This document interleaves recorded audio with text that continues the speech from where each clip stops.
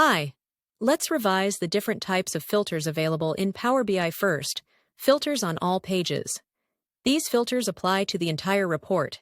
Every page within the report will be affected.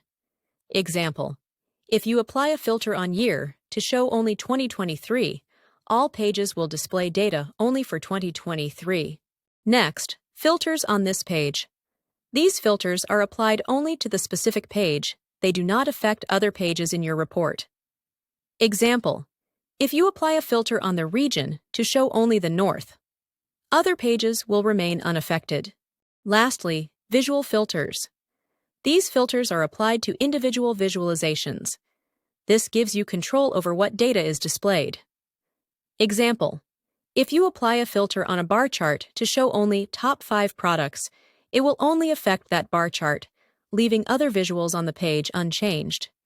Now let's revise the different types of filters: advanced, basic, and top-in. Basic filters are the most straightforward. They allow you to include or exclude specific values. Example: you can use a basic filter to include only product A and product B in report, page, or a visual. Advanced filters provide more complex filtering options, allow you to create custom conditions using logical operators.